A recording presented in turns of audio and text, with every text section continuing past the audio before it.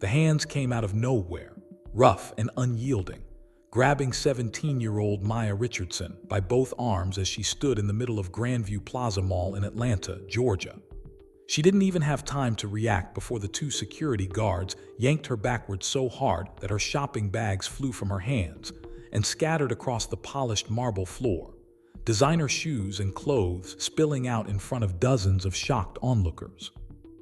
Her voice cracked as she tried to protest, asking what she had done wrong, but the older guard, a heavy-set white man with a graying mustache and a name tag that read Frank Morrison, just tightened his grip and told her to shut her mouth and stop making a scene. The younger guard, a thin man in his 20s named Kyle, grabbed her other arm and together they dragged her toward the back exit, her sneakers squeaking and sliding against the floor as she tried to plant her feet. Shoppers stopped mid-stride, phones came out, and whispers rippled through the crowd, but no one stepped in to help. Maya's heart pounded in her chest, humiliation burning hot across her face as she was pulled past the fountain, past the Nordstrom entrance, past the food court where people stared with wide eyes and open mouths. She kept asking why, kept demanding an explanation, but Frank just muttered something about shoplifting and suspicious behavior, his tone dripping with contempt and certainty. They shoved her through a gray metal door marked staff only. And suddenly, the bright lights and polished surfaces of the mall gave way to a dim, concrete hallway that smelled like cleaning solution and old cardboard. Maya stumbled forward, barely catching herself against the cold wall as the door slammed shut behind them, cutting off the noise and chatter from the main floor. Her breath came in short, sharp gasps, adrenaline and confusion flooding her system as she spun around to face the two men who had just manhandled her like she was a criminal. Frank crossed his arms over his broad chest, his expression smug and unmoved, while Kyle stood slightly behind him, shifting his weight from foot to foot and avoiding eye contact. Maya's voice shook as she demanded to know why they had dragged her out of the mall, what evidence they had, what reason they could possibly have for treating her like this. Frank let out a slow, condescending sigh and told her to empty her pockets, his eyes scanning her up and down like she was already guilty. She was wearing a simple black hoodie, jeans, and white Nikes, her hair pulled back in a neat ponytail, and she had been carrying bags from 3 different stores, all with receipts inside. She told him she hadn't stolen anything, that she had paid for everything, but he just shook his head and said that girls like her always had a story. The words hit her like a slap. Girls like her.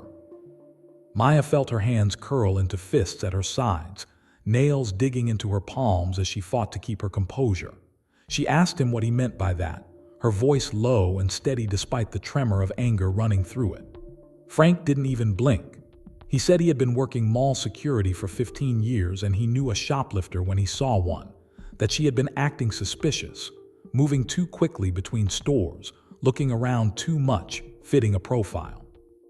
Kyle finally spoke up, his voice quieter, saying they had received a complaint from one of the store managers about a young black girl in a hoodie. Maya's stomach dropped. She realized in that moment that this had nothing to do with what she had done and everything to do with what she looked like. She pulled out her phone, her hands trembling now, and said she was going to call the police, that this was illegal detainment, that they had no right to put their hands on her. Frank stepped forward, his bulky frame blocking the narrow hallway, and told her she wasn't calling anyone until they sorted this out. He said if she really hadn't stolen anything, then she had nothing to worry about, but his tone made it clear he didn't believe her for a second. Maya's mind raced. She thought about her parents, about what they would say, about how many times her father had sat her down and explained how to handle situations like this, how to stay calm, how to survive. She thought about her older brother, Marcus, who had been pulled over 5 times in the past 2 years for driving suspiciously. She thought about every news story, every viral video, every hashtag that had filled her social media feed for as long as she could remember. And she thought about the fact that she was standing in a mall that she had spent countless hours in since childhood, a mall where she had celebrated birthdays and bought prom dresses and met friends, a mall that had been a second home to her family for nearly 2 decades. But none of that mattered to the two men staring at her like she was a threat. She took a deep breath, forced herself to speak calmly, and told Frank that she wanted to speak to the head of security or the mall manager. Frank laughed, a short, bitter sound, and said she would be lucky if they didn't press charges.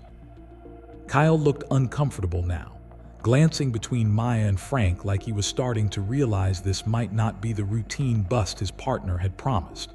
Before Maya could respond, the metal door swung open and a woman in her 40s with sharp features and a tailored blazer stepped into the hallway. Her name tag identified her as Linda Cortez, assistant mall manager, and her expression was already set in a look of professional annoyance, like this was just another problem she had to clean up before lunch. She glanced at Maya, then at the two guards, and asked what was going on. Frank immediately launched into his explanation, saying they had detained a suspected shoplifter, that she had been acting suspiciously, that they were in the process of investigating. Linda's eyes flicked back to Maya, taking in her appearance, the lack of any stolen merchandise, the fear and anger written across her young face. For a brief second, Maya thought she saw something soften in the woman's expression, a flicker of doubt or maybe sympathy, but it vanished just as quickly. Linda asked if they had any concrete evidence of theft, and Frank hesitated, then said they were still confirming with the stores. Linda sighed, rubbed her temple, and told Maya that if she cooperated, this would all be over quickly, that they just needed to verify her purchases and check the security footage. Maya wanted to scream.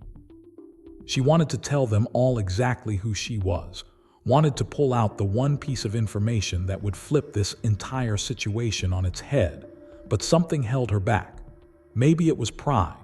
Maybe it was the need to see just how far they would take this. Maybe it was the lesson her grandmother had taught her about letting people reveal who they truly are before you show your hand. So instead, Maya simply nodded and said she would cooperate, but that she wanted everything documented and she wanted the footage saved. Linda looked slightly taken aback by the request, but she agreed and motioned for Frank and Kyle to follow her back out onto the main floor. They walked through the staff corridors, an awkward procession of tension and unspoken accusations, until they emerged near the customer service desk on the second level. People were still staring. Maya could feel their eyes on her, could hear the whispers and see the phone still recording. She held her head high, refusing to let them see her break, even as her insides churned with humiliation and rage. Linda led them to a small security office tucked behind the escalators, a cramped room filled with monitors showing camera feeds from every corner of the mall. Frank pulled up the footage from the past 2 hours, fast-forwarding through scenes of Maya entering the mall, browsing in a clothing store, making a purchase, moving to a shoe store, making another purchase, stopping at a cosmetics counter. Every single transaction was visible, every receipt handed over, every bag collected. There was no theft. There was no suspicious behavior. There was just a teenage girl shopping on a Saturday afternoon. The room fell silent as the footage played out, the evidence undeniable and damning in its simplicity. Kyle looked down at his shoes, Linda's jaw tight. Frank stared at the screen for a long moment, then muttered something about it being better to be safe than sorry, that they had acted on a legitimate complaint. Maya's voice cut through the tension like a knife. She asked who had made the complaint, which manager had reported her, and what specifically they had said. Linda shifted uncomfortably and said she would need to check the logs, but that it didn't really matter now since it was clear there had been a misunderstanding. A misunderstanding. The word hung in the air, hollow and inadequate, a flimsy excuse for what had just happened. Maya felt something crack inside her, the careful control she had been maintaining finally starting to fracture. She told them it wasn't a misunderstanding, that she had been racially profiled, physically assaulted, and publicly humiliated based on nothing more than the color of her skin and the assumptions of people who didn't know a damn thing about her. Her voice rose with each word, all the fear and anger and hurt pouring out in a torrent she couldn't hold back anymore. She told them she wanted names, she wanted written apologies, she wanted accountability, and she wanted it now. Frank's face flushed red and he started to argue, saying she was blowing this out of proportion, that they were just doing their jobs, but Linda held up a hand to stop him. The assistant manager's expression had shifted into something more calculated now, more concerned with liability than justice. She told Maya that the mall would, of course, investigate the incident fully, that they took these matters very seriously, and that they would be in touch with a formal response. It was corporate speak, empty and rehearsed, designed to diffuse and delay rather than address. Maya shook her head, a bitter smile playing at the corners of her mouth, and said that wouldn't be necessary because she would be handling this through her own channels. Something in the way she said it made Linda pause, a flicker of uncertainty crossing her face. She asked Maya what she meant, and Maya just pulled out her phone, her fingers steady now as she typed out a message. She told them they were free to go back to their jobs, that she wouldn't be pressing charges today, but that they should expect to hear from her very soon. The calm in her voice was somehow more unsettling than her earlier anger, and Kyle actually took a step back, his instincts telling him that something had just shifted in a way he didn't understand. Maya walked out of that security office with her head high and her heart pounding, leaving 3 very confused people behind her. She collected her scattered shopping bags from where a mall employee had gathered them near the fountain, ignoring the stares and the whispered questions from bystanders. She walked straight to the parking garage, climbed into her silver Honda Civic, and sat in the driver's seat for a full 5 minutes, hands gripping the steering wheel as the adrenaline slowly drained from her body and left her shaking. Then she pulled out her phone and made a call. The line rang twice before a warm, familiar voice answered.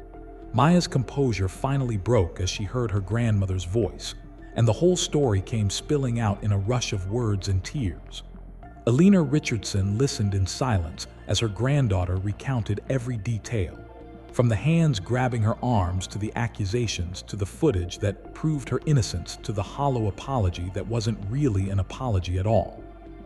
When Maya finally finished, there was a long pause on the other end of the line, and then Alina spoke, her voice quiet but carrying a weight that Maya had heard before, usually right before something major happened. Alina said 3 words that would change everything. "Come home, baby." That mistake would cost Grandview Plaza Mall more than anyone in that security office could have possibly imagined. Because the teenage girl they had dragged out like a common criminal was Maya Richardson, the sole heir and current owner of the entire $50 million property. The story of how a 17-year-old black girl came to own one of Atlanta's most profitable shopping centers started 23 years earlier, in a very different Atlanta, with a very different kind of struggle. Alina Richardson had been born in 1945 in a segregated hospital in downtown Atlanta, the daughter of a janitor and a seamstress, growing up in a time and place where opportunities for black women were scarce and dreams were often deferred out of necessity. But Alina had been blessed with a sharp mind, a stubborn spirit, and a grandmother who had been born into slavery and lived long enough to see Alina graduate high school, whispering with her dying breath that the chains were broken and it was time to fly. Alina worked 3 jobs to put herself through community college, studying business and accounting at night while cleaning offices during the day and watching neighbors' children on weekends. She married young, to a kind man named Robert Richardson, who worked at the post office and believed in her when no one else did. Together, they saved every penny, living in a tiny apartment and driving a 15-year-old car and eating beans and rice more nights than not, all so they could buy their first property. It was a small storefront in a struggling neighborhood, barely 800 square feet, with a leaking roof and cracked windows, and a landlord who was happy to sell it cheap to anyone willing to take it off his hands. Alina opened a beauty supply store, doing hair in the back and selling products in the front, building a customer base one person at a time through quality service and genuine care. Robert kept his post office job for the steady income and health insurance, but every evening and weekend, he was by his wife's side, fixing shelves and managing inventory and greeting customers with a smile that made everyone feel welcome. They reinvested every profit back into the business, expanding their inventory, renovating the space, and eventually buying the property next door. Then the one next to that. By the time their son, James, was born in 1970, Alina and Robert owned an entire block in what was slowly becoming a revitalized commercial district. Alina had a vision that most people thought was crazy. She wanted to build a shopping center, a place where Black-owned businesses could thrive, where families from the neighborhood could shop without facing discrimination or disrespect, where economic power could be built and sustained within the community. People told her it was impossible, that she didn't have the capital or the connections, that the banks would never give a loan to a Black woman for a project that ambitious. But Alina had learned long ago to treat the word impossible as a challenge rather than a limitation. She spent 5 years assembling the financing, piecing together small business loans, grants, private investors from the Black community, and her own accumulated savings.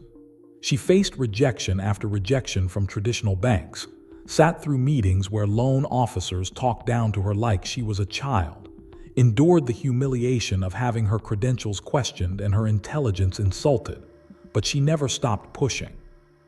Robert was her rock through all of it, working overtime at the post office, encouraging her when she wanted to give up, reminding her of why they had started this journey in the first place. In 1982, Richardson Plaza opened its doors, a modest 30,000 square foot shopping center with 12 retail spaces, a community room, and a vision for something bigger. It wasn't much compared to the massive malls sprouting up in the suburbs, but it was theirs, built with Black hands and Black money and Black dreams, and it thrived. The plaza became a hub for the neighborhood, a place where people gathered not just to shop but to connect, to support each other, to build something together. Alina ran it with an iron will and a generous heart, keeping rents affordable for small business owners, hosting community events, creating jobs, and reinvesting profits back into the property and the surrounding area. She and Robert raised their son James in the office above the plaza, and he grew up watching his mother negotiate with vendors and mediate disputes between tenants and balance budgets late into the night. James inherited his mother's business sense and his father's steady kindness, and when he graduated from Morehouse College with a degree in finance, he came home to help his parents expand their vision. The family bought additional properties throughout the 1990s, always in neighborhoods that were overlooked or undervalued, always with an eye toward community impact rather than just profit. Robert passed away in 1998 from a heart attack, dying at his desk in the plaza office, doing what he loved until the very end. Alina grieved deeply, but channeled that grief into work, into building the legacy that she and her husband had dreamed of together. James married a brilliant architect named Angela in 2000, and together they began planning the project that would become Alina's crowning achievement. The city of Atlanta had announced plans to redevelop a large section of abandoned industrial land on the outskirts of the downtown area, and James saw an opportunity. He spent 2 years putting together a proposal for a mixed-use development that would include retail, dining, entertainment, and community spaces, designed with input from local residents and prioritizing accessibility and sustainability. Alina was in her 70s by then, officially retired but still very much involved in every major decision, and she threw her full support behind her son's vision. The Richardson family partnered with a regional development firm, secured financing through a combination of loans and city incentives, and broke ground on Grandview Plaza in 2003. It took 5 years to complete, 5 years of construction delays and budget overruns and political battles and moments where it seemed like the whole project might collapse. But in 2008, just as the national economy was crashing around them, Grandview Plaza opened as one of the largest Black-owned commercial properties in the Southeast. The timing was terrible. The recession hit hard, and many predicted the mall would fail within a year. another victim of the economic collapse and changing retail landscape. But the Richardson family had built their entire legacy on surviving when others said they couldn't, and they approached the crisis with the same strategic thinking and community focus that had carried them through every previous challenge. They offered flexible lease terms to keep tenants from going under, negotiated with lenders to restructure debt, and pivoted their marketing to emphasize Grandview as not just a shopping destination, but a community gathering place with free events, festivals, and programs. Slowly, painfully, they weathered the storm. By 2012, the mall was profitable. By 2015, it was thriving, with a waiting list of retailers wanting space and foot traffic that outpaced many of their competitors. Alina watched it all with pride, seeing her impossible dream not just realized but flourishing, proof that Black excellence and economic power could build something lasting. James and Angela had 2 children, Marcus in 2002 and Maya in 2006, and they raised them with the same values that Alina had instilled, teaching them about legacy and responsibility and the importance of using resources to uplift others. Maya was especially close to her grandmother, spending weekends at Alina's house listening to stories about the old days, learning about the family business, soaking up wisdom and history in equal measure. Alina saw something of herself in her granddaughter, that same fire and stubborn determination, and she made sure Maya understood that everything the family had built had come through sacrifice and vision, and refusing to accept the limitations others tried to impose. On Maya's 13th birthday, Alina took her to lunch at a quiet restaurant and told her something she had been planning for years. She explained that the family business would one day be divided between Marcus and Maya, but that Grandview Plaza specifically would go to Maya when the time came, held in trust until she turned 18 and managed by her parents until then. Alina said she had chosen this because she saw in Maya the same vision and drive that had built the family's legacy, and she trusted her granddaughter to carry it forward.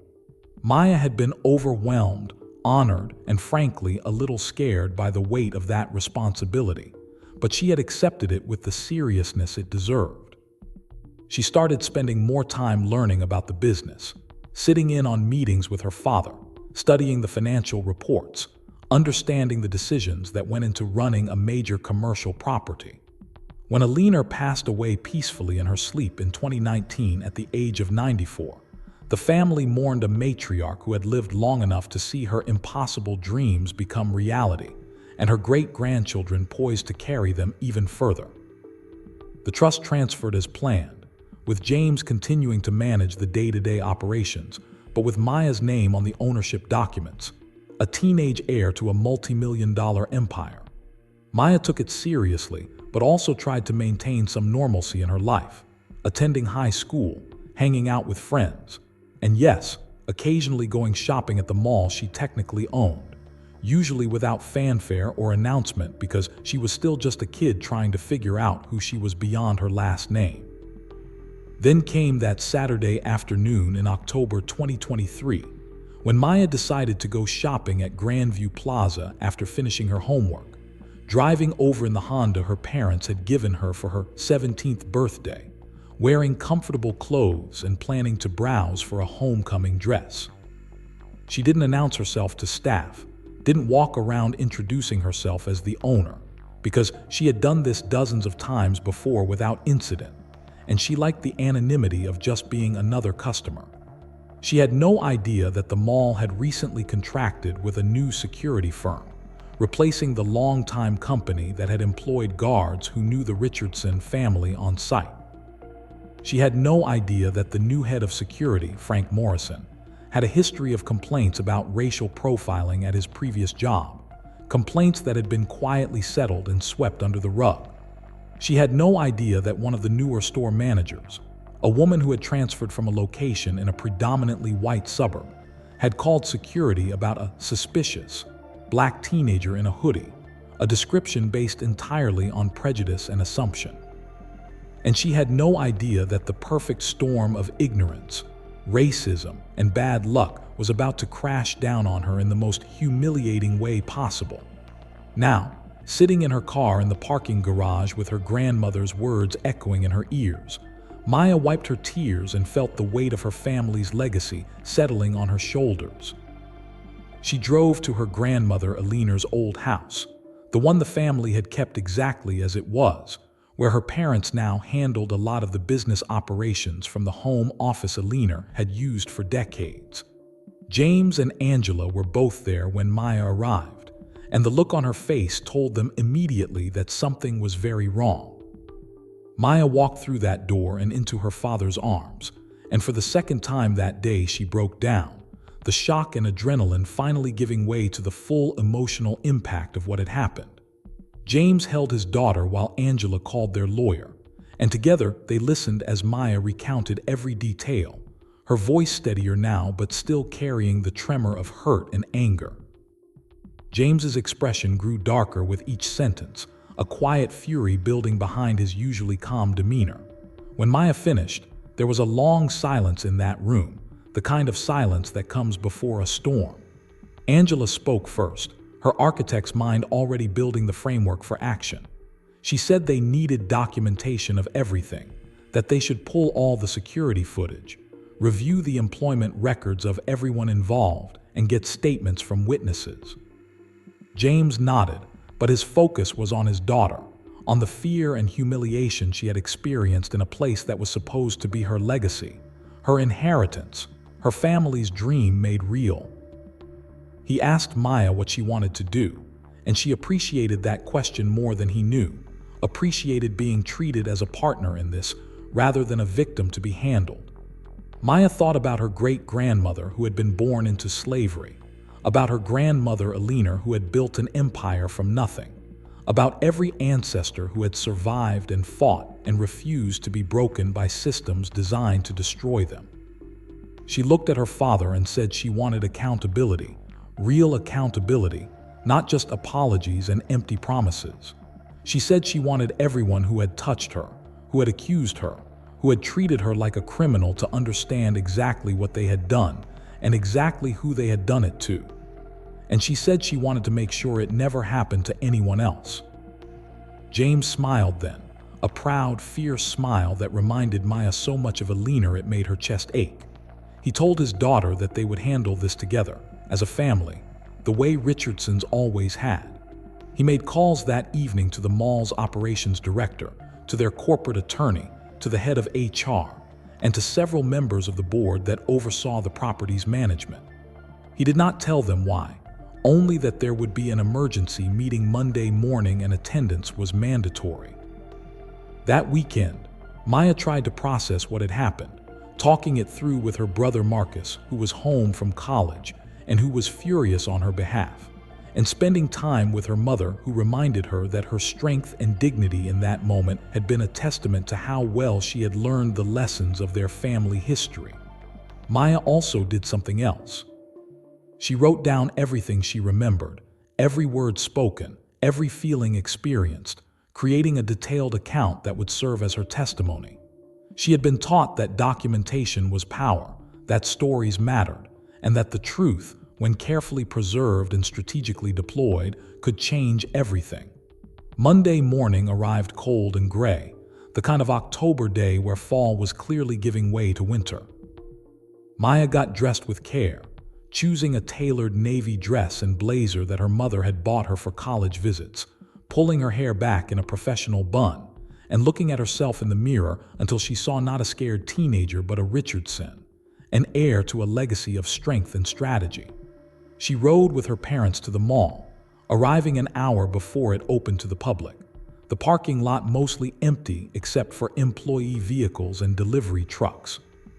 They walked through the main entrance, past the familiar stores and the fountain where her shopping bags had scattered just 2 days earlier, and took the elevator up to the third-floor conference room that was used for major meetings and events. The room was already filling with people when they arrived, operations staff and department heads and legal counsel, all looking confused and concerned about why they had been summoned on such short notice. Linda Cortez was there, the assistant manager who had overseen the incident, her expression wary as she watched the Richardson family enter. Frank Morrison was there too, in his security uniform, looking annoyed and put out like this was a waste of his time. Kyle, the younger guard, sat next to him, but his body language was different, hunched and nervous like he knew something bad was coming. The operations director, an efficient woman in her 50s named Patricia Holmes, greeted James with a handshake and a question about what this was regarding. James simply said they would begin shortly and asked everyone to take a seat. When the room was settled, about 15 people in total, James Richardson stood at the head of the conference table and began to speak. His voice was calm, measured, carrying the authority of someone who had earned his position through decades of work and who understood power not as something to wield carelessly, but as a responsibility to be exercised with precision. He thanked everyone for coming on short notice and said they were there to address a serious incident that had occurred at the mall that past Saturday, an incident involving racial profiling, physical assault, and a complete failure of training and judgment. The room shifted uncomfortably. Linda sat up straighter. Frank's expression hardened into defensiveness. James continued, laying out the facts as they had been documented. The security footage that showed an innocent customer shopping and then being grabbed and dragged away. The lack of any evidence of wrongdoing. The accusations based solely on a complaint about a black teenager that fit no actual suspicious behavior profile. He spoke about the physical nature of the detention, the public humiliation, the dismissive treatment, and the corporate non-apology that had followed. His voice never rose, never wavered, delivering each fact like a prosecutor building a case, which in a sense he was. When he finished the chronological account, he paused and let the silence stretch out, watching faces around the table. Patricia Holmes asked who the customer was, what their complaint had been, and whether they were pursuing legal action. James looked at his daughter, and Maya stood up, all eyes in the room turning to her. She could see the moment recognition hit different people at different speeds. Patricia knew immediately, her face going pale as she realized the magnitude of what had happened. Linda was a beat behind, her eyes widening as pieces clicked into place, and she remembered Maya's calm insistence on documentation, her statement that she would be handling this through her own channels. Frank took the longest, his expression cycling through confusion, then recognition, then a dawning horror as he understood that the suspicious shoplifter he had manhandled was not just some random kid, but the actual owner of the property where he worked. Kyle looked like he might be sick, his face draining of color as he stared at Maya with something close to terror. Maya introduced herself formally, stating her full name and her position as owner of Grandview Plaza, held in trust and managed by her father. She thanked them for their time and said she wanted to address what had happened directly, not as a victim seeking sympathy, but as the owner of this property demanding accountability from the people employed to serve and protect customers. Her voice was steady, stronger than she had expected, carrying authority that surprised even her. She spoke about how she had spent her entire life learning about her family's legacy, about the struggles her great-grandmother and grandmother had overcome, about the vision and sacrifice that had built this mall from nothing. She talked about how Grandview Plaza was supposed to be different, a place where everyone was treated with dignity and respect, where the community could gather without fear of discrimination or prejudice. And she described, in careful detail, how it had felt to be grabbed and dragged and accused and humiliated in the middle of that space, how it had felt to be treated like a criminal in a building that bore her family's blood, sweat, and dreams in every brick. She did not cry. She did not raise her voice. She simply told the truth, and the truth was damning in its simplicity. When she finished, she sat down, and her father placed a supportive hand on her shoulder before turning back to address the room. James outlined the immediate actions that would be taken. The security contract with Frank Morrison's firm was terminated effective immediately, and Frank and Kyle were to surrender their badges and leave the property within the hour. Linda Cortez was suspended pending a full investigation into how the complaint had been handled and why proper protocols had not been followed. The store manager who had made the initial complaint would be identified and disciplined, with termination likely depending on the findings. Patricia Holmes, as operations director, was officially censured for failing to maintain adequate oversight of security operations and would be required to personally oversee the implementation of new training protocols.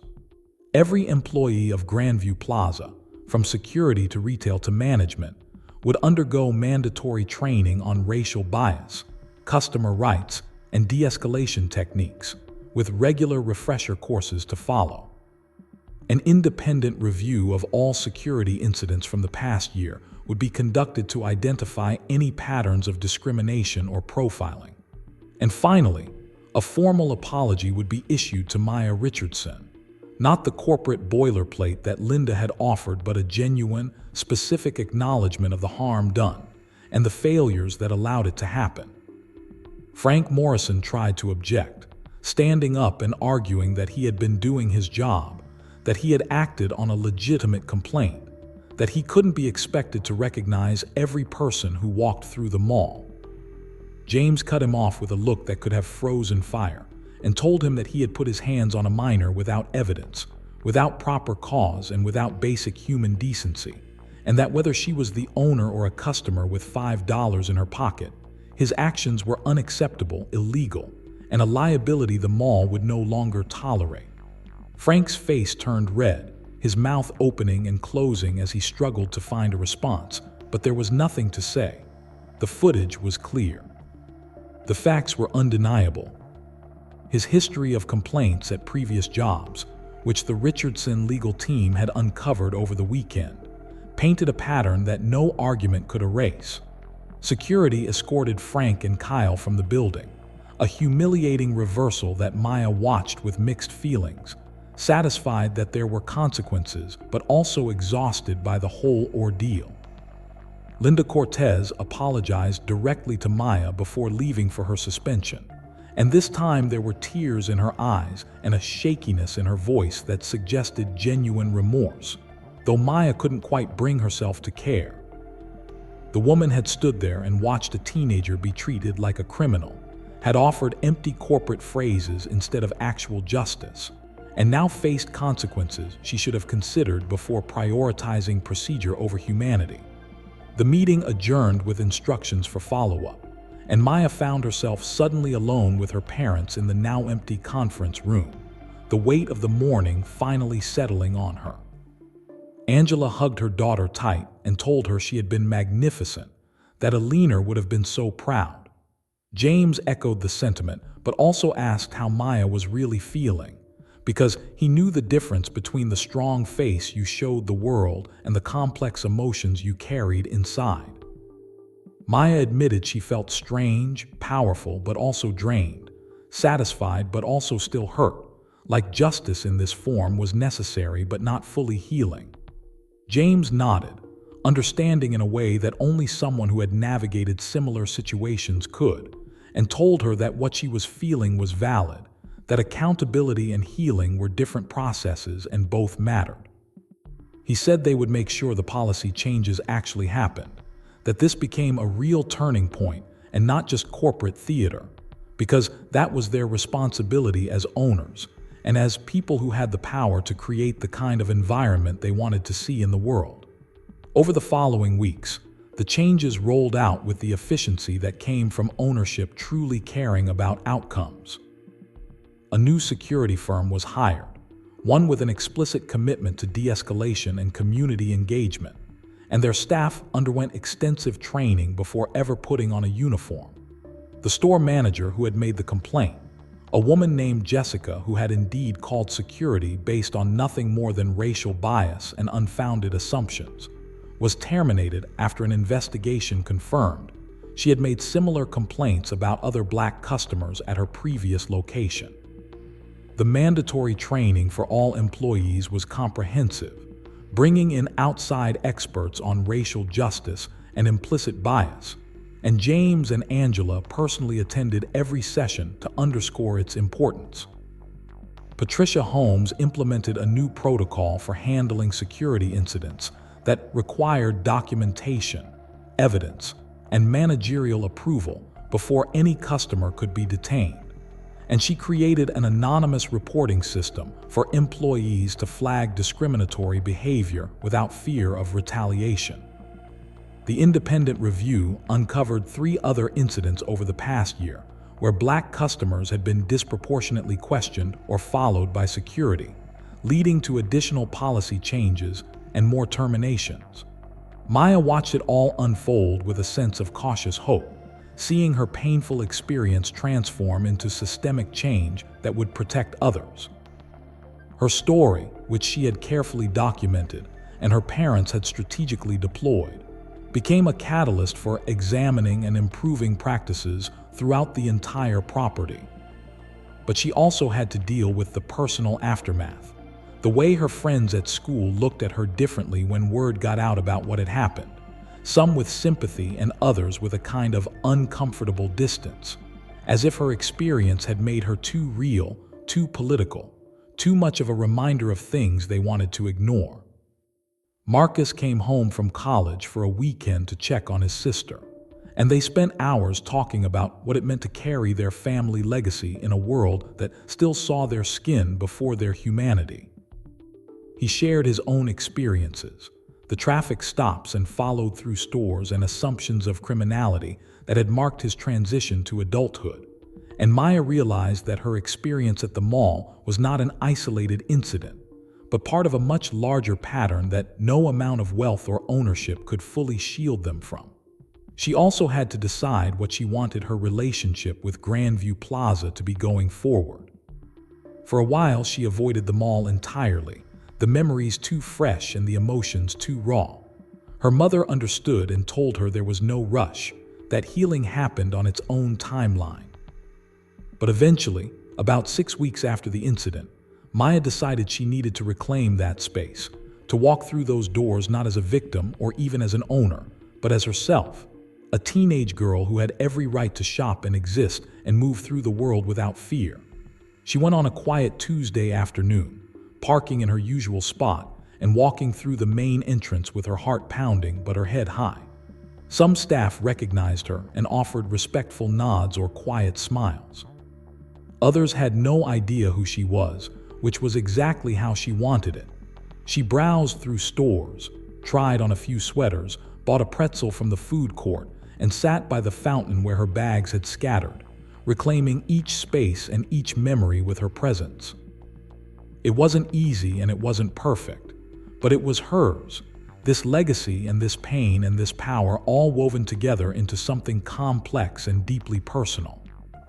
As Christmas approached and the mall filled with shoppers and decorations and the particular energy of the holiday season, Maya started spending more time there again, sometimes shopping but increasingly just observing, watching the new security protocols in action, seeing the way staff interacted with diverse customers, looking for the changes that her experience had demanded.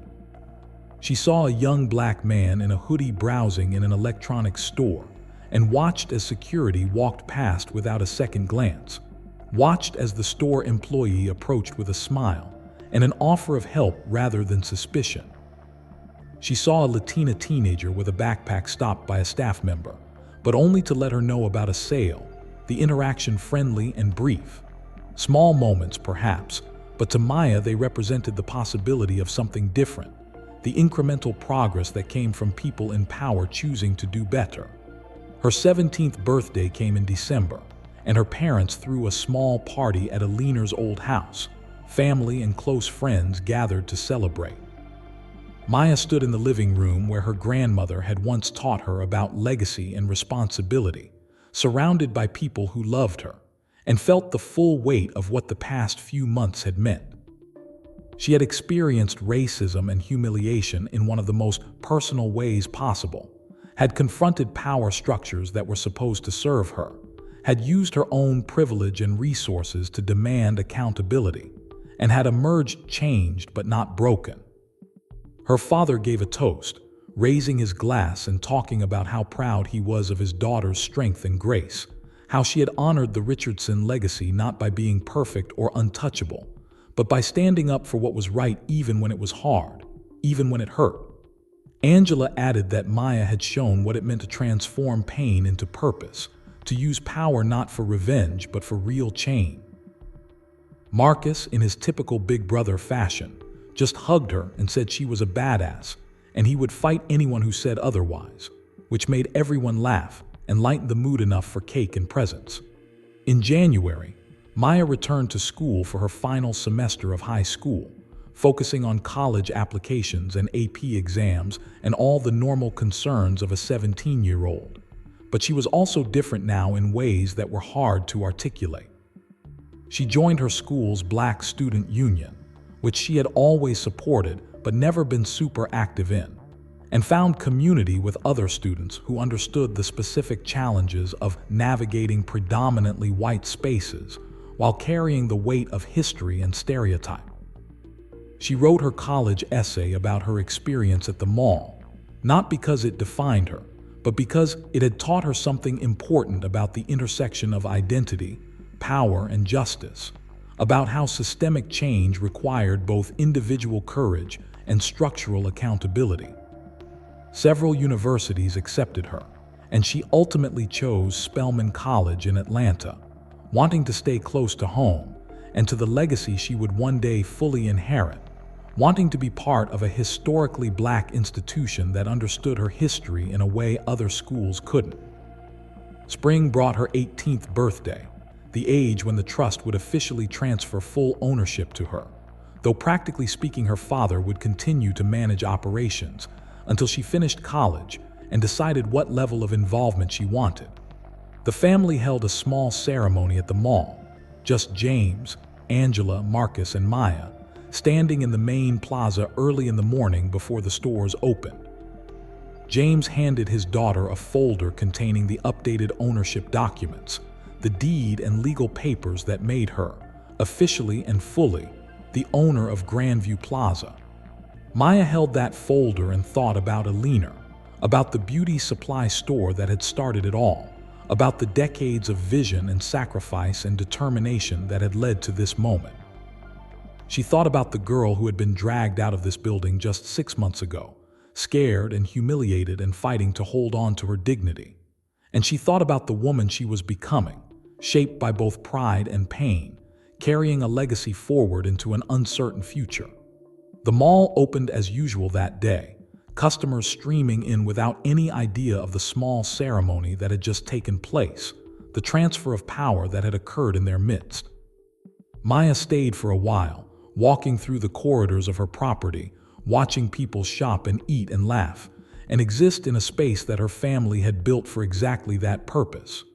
She saw the new security guard, a young Black woman named Tasha, helping an elderly couple find a store, patient and kind.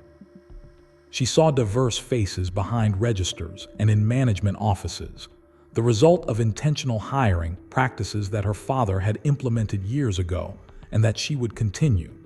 She saw flaws too, because no place was perfect, and no amount of good intentions could completely erase the biases and inequalities baked into society. But she also saw possibility, the chance to keep building and improving and working toward the vision her grandmother had started. As Maya prepared to graduate high school that May, walking across the stage to receive her diploma with her family cheering in the audience, she reflected on what the past year had taught her. She had learned that ownership was about more than property and wealth, that true power came with the responsibility to use it wisely and justly. She had learned that her identity as a young Black woman would shape how the world saw her, sometimes in painful ways, but that she got to decide who she actually was and how she responded to that treatment. She had learned that legacy was not just something you inherited, but something you actively built through choices and actions and values upheld even when they were tested. And she had learned that justice was not a destination, but an ongoing practice, requiring constant vigilance and willingness to confront uncomfortable truths. The summer before college, Maya worked at the mall, not in some ceremonial ownership role, but actually working, doing rotations through different departments to understand the business from the ground up the way her grandmother had insisted was necessary. She spent 2 weeks in mall maintenance, learning about the physical infrastructure that kept everything running. She worked a month in the customer service office, handling complaints and questions and seeing firsthand how policies translated to real people's experiences. She did a stint with the marketing team, understanding how the mall positioned itself and attracted tenants and customers. And she spent time shadowing Patricia Holmes, who had survived her censure and worked hard to rebuild trust, learning about operations and decision-making at the management level. It was humbling and exhausting and educational in ways that no classroom could match. One afternoon in late July, Maya was working at the customer service desk when a situation arose that made her pause. A young Latina woman, probably in her early 20s, approached the desk clearly upset, explaining that she had been followed through multiple stores by a security guard who kept asking if she needed help in a way that felt more like surveillance than service. Maya's heart rate picked up as she listened, hearing echoes of her own experience in this woman's story. She asked for details, took down the woman's name and contact information, and assured her that the complaint would be taken seriously. Then Maya personally walked to the security office, pulled the footage, reviewed it with the head of security, and confirmed that yes, one of their guards had indeed been following this customer without cause. The guard was called in, confronted with the footage, and given a formal warning with documentation in his file. The customer was contacted with an apology and an explanation of the action taken. It wasn't perfect, and Maya knew one intervention wouldn't solve systemic problems, but it mattered, this ability to see injustice and actually do something about it. As August approached and college loomed, Maya had several long conversations with her father about what her role with the mall would be going forward.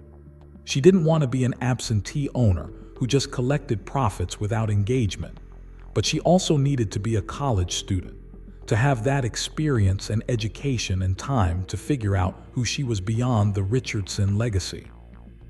They agreed on a hybrid approach, with Maya staying informed through monthly reports and major decisions, but trusting her father's management for day-to-day operations. She would intern with the company during summers and breaks, continuing to learn the business in preparation for eventually taking over fully. And she would serve on the board that oversaw the property, giving her a voice in major strategic directions while still allowing space for her own growth and development.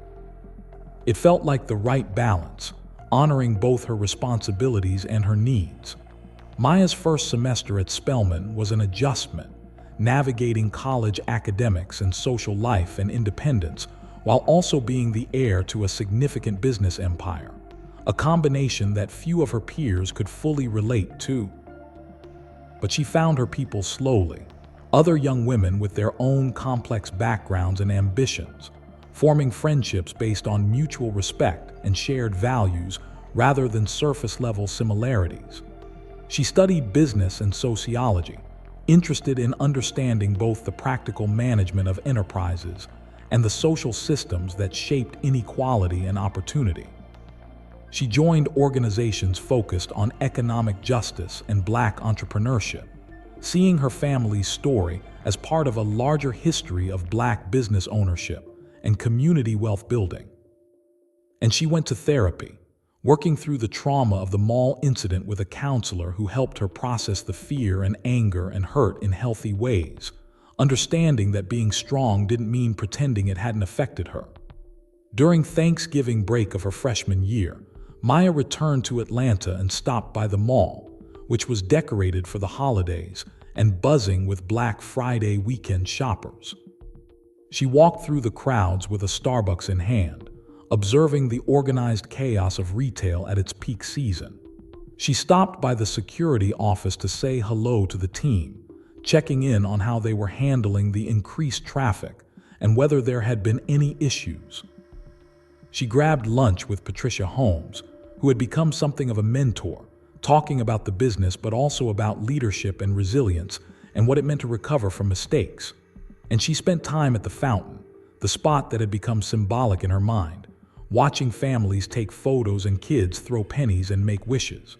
She thought about her own wish, made silently in this spot all those months ago after the incident, a wish for justice and change and healing.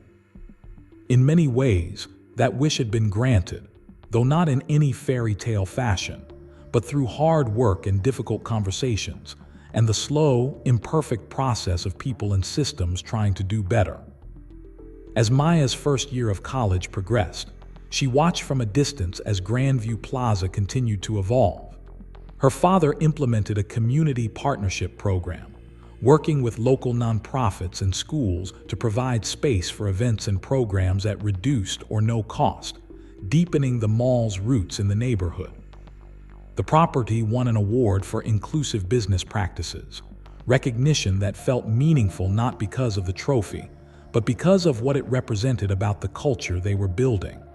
Foot traffic remained strong even as other malls struggled, proof that people responded to spaces where they felt welcome and valued.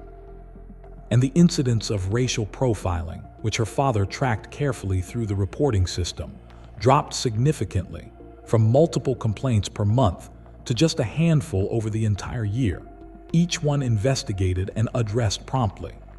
Maya came home for the summer after her freshman year with a new confidence, shaped by a year of growth and learning and beginning to come into her own. She resumed her internship at the mall, this time working closely with the finance team to understand the complex economics of running a major commercial property, learning about lease negotiations and capital improvements and revenue diversification. She was good at it, discovering that she had inherited her grandmother's head for numbers and her father's strategic thinking. But more than that, she found she genuinely cared about the work, about maintaining a space that served the community, that provided jobs and opportunities, that stood as a testament to what Black ownership and vision could build. It wasn't just about profit or legacy anymore. It was about purpose, about being part of something larger than herself. One evening in June, Maya stayed late at the mall after it had closed, walking through the empty corridors with just the security lights on and her footsteps echoing on the polished floors. She ended up in the main plaza, sitting on the edge of the fountain that had witnessed both her humiliation and her strength, thinking about everything that had led to this moment. She thought about her great-great-grandmother born into slavery, about a leaner building an empire from a single storefront, about her father managing through recession and challenges, about her own experience of being dragged out and then reclaiming this space. She thought about the weight of being 18 years old and owning a $50 million property, about the responsibility to all the people who worked here and shopped here and depended on this place for their livelihoods and their community. And she thought about the future, about the leader she wanted to become, about how she would carry this legacy forward while also making it her own. Her phone buzzed with a text from her mother, asking if she was still at the mall and reminding her not to work too late. Maya smiled, texted back that she was heading home soon, and stood up from the fountain. She took one last look around the plaza, at the stores bearing different names but all existing within the framework her family had built, at the security guard doing rounds with professionalism and care, at the gleaming floors and carefully maintained spaces that represented decades of vision and work. This was hers now, truly and fully, not just as a name on documents, but as a responsibility she had earned through her own experiences and choices. She had been dragged out of this building as a nobody in the eyes of ignorant men who saw only her skin color and their own assumptions. She had walked back in as an owner demanding accountability and change. And she stood here now as something more complex and powerful than either of those roles. A young Black woman carrying forward a legacy of resilience and excellence, determined to honor the past while building a better future. Maya Richardson turned off the lights in the plaza, set the security system, and walked out to her car in the empty parking garage, driving home through the warm Atlanta night. The mall would open again tomorrow, Customers would shop and eat and live their lives in the space her family had created, most of them never knowing the history that surrounded them or the young woman who now owned it all. And that was okay with Maya, because she had learned that real power didn't need to announce itself, that true legacy was built quietly through consistent action and unwavering values, that justice was not one dramatic moment but countless small choices to do better and be better. She didn't know exactly what the next chapters of her life would hold, what challenges she would face or what victories she would claim, but she knew who she was and whose shoulders she stood on, and that knowledge was its own kind of strength, forged in the fire of experience and tempered by the wisdom of generations. The girl who had been dragged out of that mall had become the woman who owned it, and that transformation, painful and powerful, was just the beginning of her story.